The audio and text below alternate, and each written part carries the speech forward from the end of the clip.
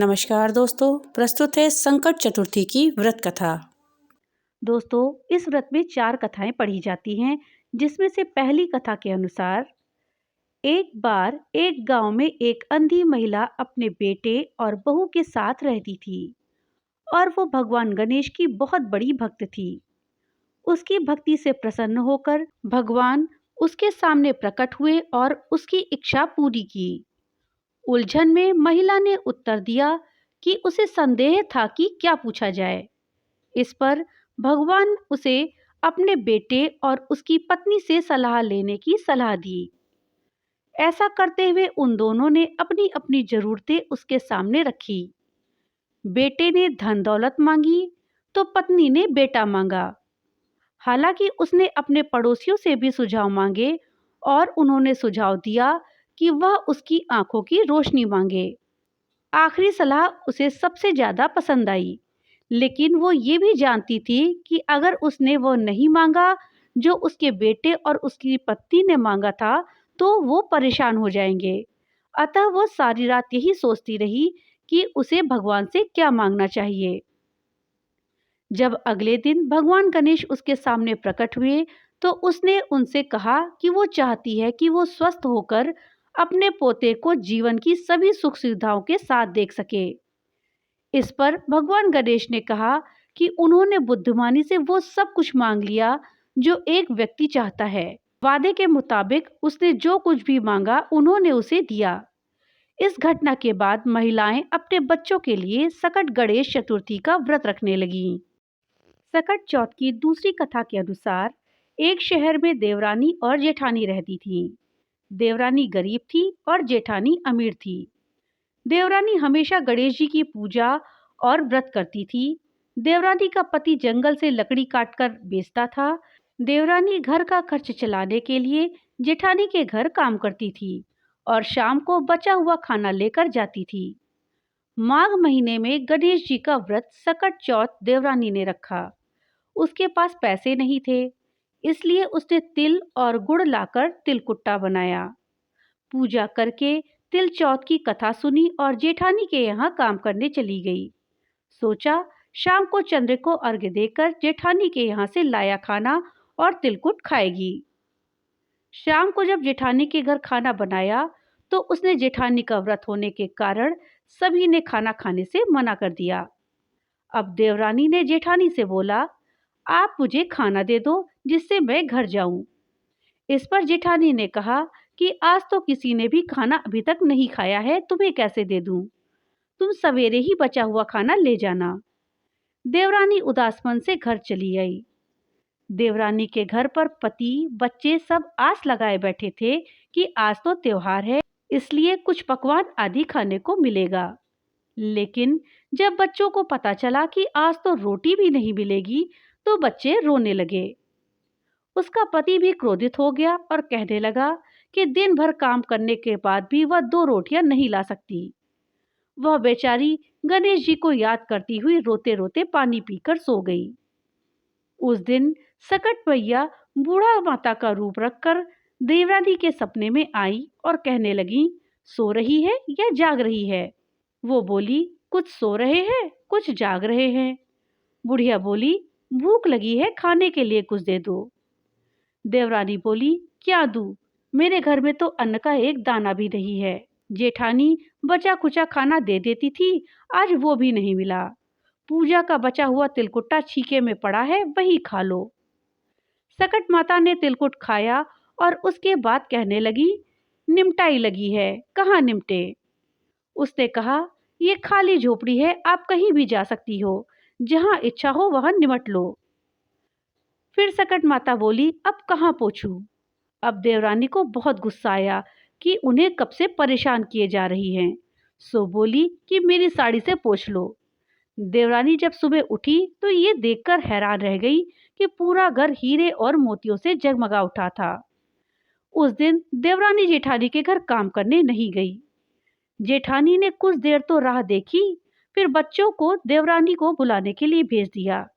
जेठानी ने सोचा कि कल खाना नहीं दिया था, इसलिए शायद देवरानी बुरा मान गई होगी। बच्चे बुलाने गए। देवरानी ने कहा कि बेटा बहुत दिन तेरी माँ के यहाँ काम कर लिया। बच्चों ने घर जाकर माँ से कहा कि चाची का पूरा घर तो हीरो और मोतियों से जगमगा उठा है। जेठानी दौड़कर देवरानी के घर पहुंची और पूछा कि ये सब कैसे हो गया। देवरानी ने उसके साथ जो कुछ भी हुआ वो सब कह डाला। उसने भी वैसा ही करने की सोची। उसने भी सकट चौथ के दिन तिलकुटा बनाया।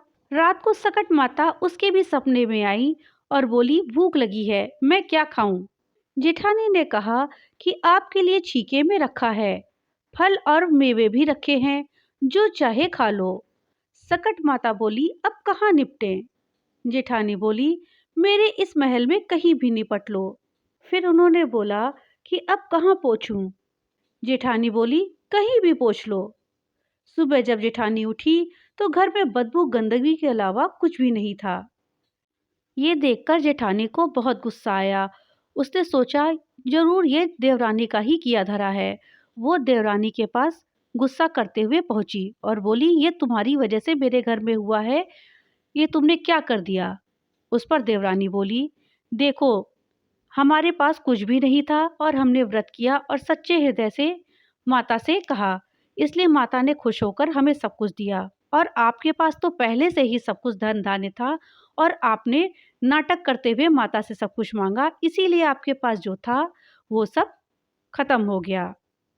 अब जेठानी को बहुत पछतावा हुआ और उसने पूछा कि अब ये सब हमारा फिर से कैसे ठीक होगा। उस पर सकट माता ने कहा कि बेटा, सच्चे हृदय से पूरे साल चौथ का व्रत करो और अंत में जब सकट चौथ व्रत आए तो उसको विधि विधान के साथ करो, तो तुम्हारा सब धन संपत्ति तुमको वापस मिल जाएगा। उसके बाद जेठानी ने पूरे साल चौथ का व्रत किया और उसके बाद आखिर में सकट चौथ का व्रत किया। इसके बाद माता ने प्रसन्न होकर उसका सब धन धान्य उसे लौटा दिया। हे सकट माता, जैसे आपने देवरानी पर कृपा करी वैसे ही सब पर करना। सकट चौथ की तीसरी कथा के अनुसार एक नगर में एक कुम्हार रहता था।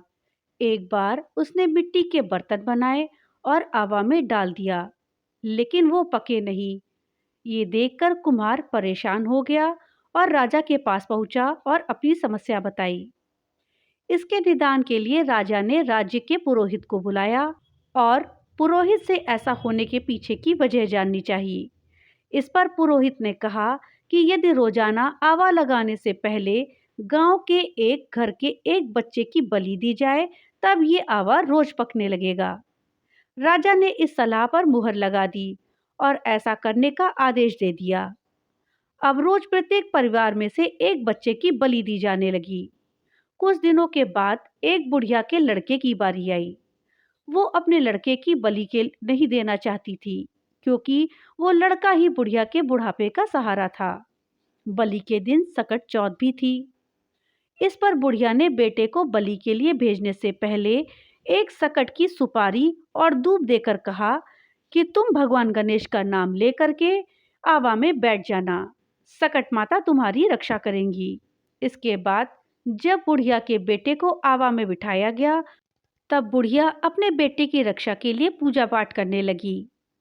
बुढ़िया के पूजा पाठ के प्रभाव से जिस आवा को पकने में पहले कई दिन लग जाते थे, इस बार वह एक ही रात में पक गया और सुबह जब कुम्हार ने आवा देखा तो आवा पक चुका था और बुढ़िया का बेटा भी सही सलामत था। यही नहीं, सकट माता की कृपा से जिन बच्चों की पहले बलि दी गई थी वो भी जीवित हो उठे। तभी से नगरवासियों ने मां सकट की पूजा और व्रत रखना शुरू कर दिया। सकट माता की चौथी कथा के अनुसार एक साहूकार और एक साहूकारनी थे। वे धर्म पुण्य को नहीं मानते थे, इसके कारण उनके कोई भी बच्चा नहीं था। एक दिन साहूकारनी पड़ोसी के घर गई। उस दिन सकट चौथ था। वहां पड़ोसन सकट चौथ की पूजा करके कहानी सुन रही थी। साहूकारनी ने पड़ोसन से पूछा कि तुम क्या कर रही हो? तब पड़ोसन बोली कि आज चौथ का व्रत है, इसलिए कहानी सुन रही हूँ। तब साहूकारनी बोली, चौथ का व्रत करने से क्या होता है? पड़ोसन बोली, इसे करने से अन्न धन सुहाग पुत्र सब मिल जाता है। तब साहूकारनी ने कहा कि यदि मेरा गर्भ रह जाए तो मैं 1.25 सेर तिलकुट करूंगी और चौथ का व्रत करूंगी। श्री गणेश भगवान की कृपा से साहूकारनी के गर्भ रह गया। तो वो बोली, मेरे लड़का हो जाए तो मैं 2.5 सेर तिलकुट करूंगी। कुछ दिन बाद उसके लड़का हो गया तो वो बोली, हे चौथ भगवान, मेरे बेटे का विवाह हो जाएगा तो 5.25 सेर का तिलकुट करूंगी। कुछ वर्षों के बाद उसके बेटे का विवाह तय हो गया और उसका बेटा विवाह करने चला गया, लेकिन उस साहूकारनी ने तिलकुट नहीं किया। इस कारण से चौथ देव क्रोधित हो गए और उन्होंने फेरों से उसके बेटे को उठाकर पीपल के पेड़ पर बिठा दिया। सभी वर को खोजने लगे पर वो नहीं मिला। हताश होकर सारे लोग अपने अपने घर को लौट गए।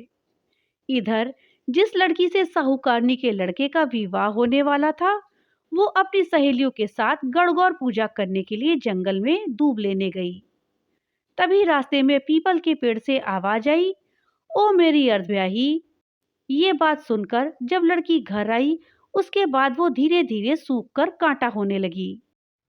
एक दिन लड़की की माँ ने कहा, मैं तुम्हें अच्छा खिलाती हूँ, अच्छा पहनाती हूँ, फिर भी तू सूखती जा रही है, ऐसा क्यों है?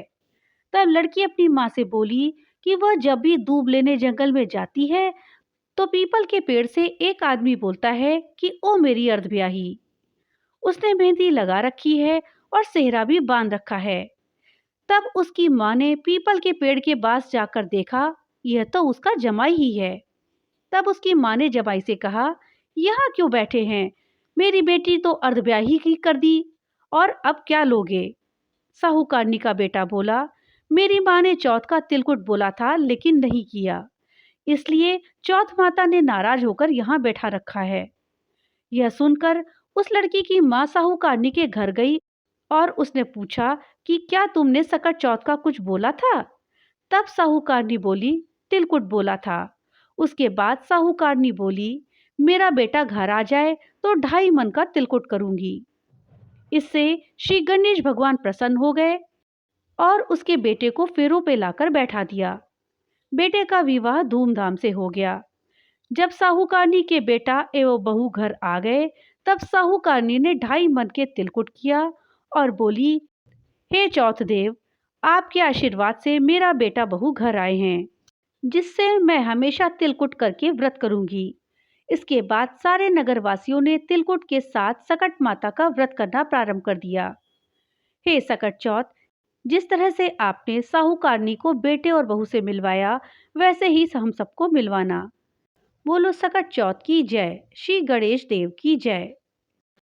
वीडियो अगर अच्छी लगी हो तो लाइक और ज़्यादा से ज़्यादा शेयर करिएगा। और हाँ, अगर चैनल पे नए आए हैं तो चैनल को सब्सक्राइब करना मत भूलिएगा। और अपने विचार हमें कमेंट बॉक्स में लिख करके ज़रूर बताइएगा। तो मिलते हैं अगली नई कहानी के साथ, तब तक के लिए बाय बाय।